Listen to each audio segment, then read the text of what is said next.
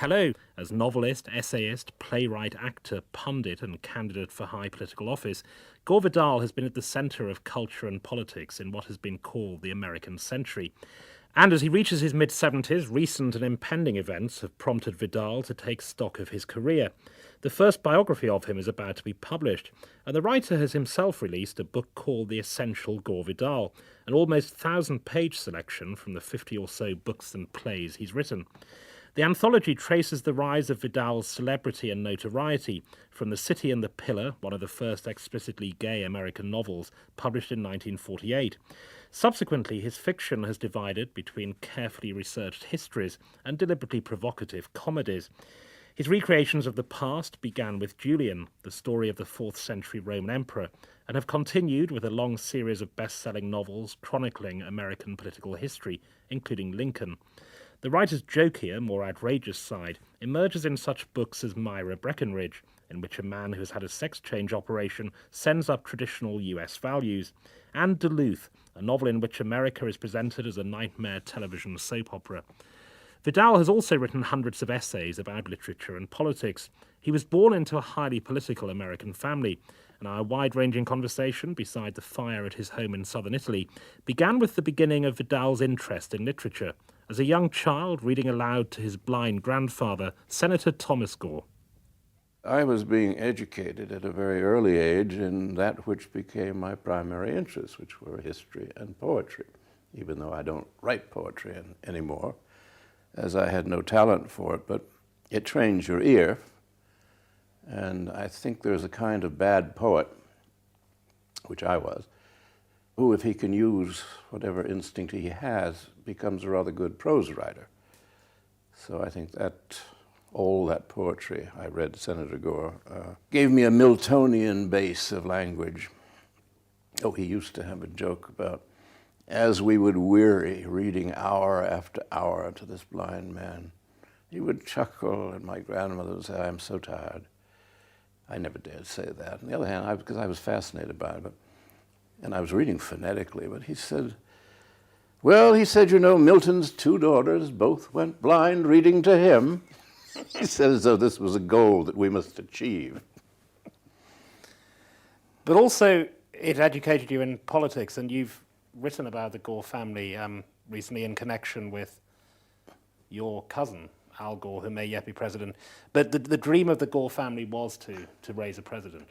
Well, my grandfather missed it. The original plan was, he was one of the people who made Woodrow Wilson president in 1912. And it was accepted that should Wilson run again for a second term in 1916, my grandfather would be his vice president. As it was, they fell out over the First World War, and they were hardly speaking by 1916. So that was the end of that dream. But the family, being very political, and there were 2 cousins. One went to Mississippi in the early 18th century, and one went to Tennessee. My grandfather is the Mississippi branch. The vice president at the moment is from the Tennessee branch.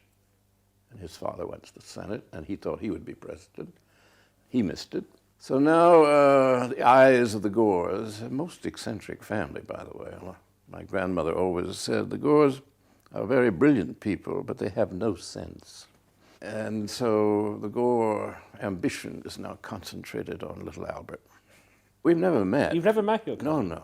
Well, we always looked down on that side of the family. We were the Gores, and the Senator Gore was my grandfather, not his father.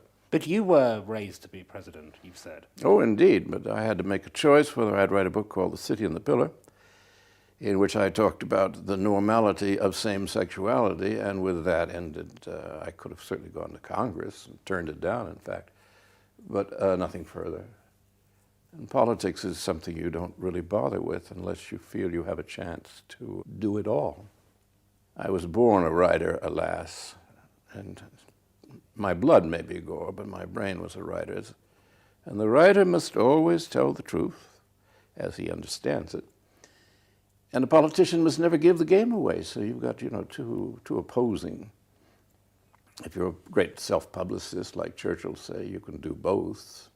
But for my kind of writing, no, because I really was made to be a novelist. curious thing about most American prose writers, fiction writers, is how few of them have any gift for the novel. We're a country of short story writers. Fitzgerald, Hemingway, even Faulkner, their best work are short stories. Their novels are generally atrocious. There's something lacking. Henry James thought it was a lack of history and culture. Maybe it's something in the water, but they don't have the architectural sense that you need to write a novel. It's like city planning, and you can be a lovely architect and build the most beautiful house, but you may be rather bad at designing, what's that town, Keynes in England? Milton Keynes. Milton Keynes, yes. You might be a good Richard Rogers on the Thames, but not so good when it comes to doing a whole town. I think of novel writing as essentially city planning, or even world planning, if I'm dealing with a megalomaniac like Myra Breckinridge, who's going to restructure the entire sexuality of the human race. That means you must have a cosmological point of view. But there are some fairly major American novelists, all regarded as so around the world. I mean, Roth, Mailer, Updike, Bellow, Nobel Prize for Literature. You would still say the novel was not a natural American form? No, I would still say that. Mailer, who can be an extremely good writer, is only at home in a kind of hyperjournalism. The Executioner's Song, The Armies of the Night, that's what he's known for. The Naked and the Dead is a mess. Updike, to me, is a minor figure whom I have never read, really. But I'm told his short stories are better than his novels. This is only hearsay, so I can't answer that one directly. Roth is at his best in very short pieces, like The Breast, or even Portnoy's Complaints, a very short novel. His recent works I have not read, but they all look rather short to me. He's a novella man rather than a city planner. So the ones known around the world, I would say if they wrote short stories, they would be known for them. But you see, we don't publish short stories in the United States. There's no audience for them. You left out Bellow. What about Bellow? Oh, I love Saul. And yes, I think he's first rate. And he does indeed write novels. And he's pretty good at city planning. I'm not sure I necessarily want to live in his cities, but I certainly don't mind touring them. What about your city planning? Because some critics have said that the essay is your natural form. Do you accept that? Well, that's usual. First of all, anybody can read a piece in a paper. Hardly anybody can read a novel by anybody, and hardly anybody wants to read a novel by anybody. This has been certainly true since the Second World War. Doesn't mean every now and then some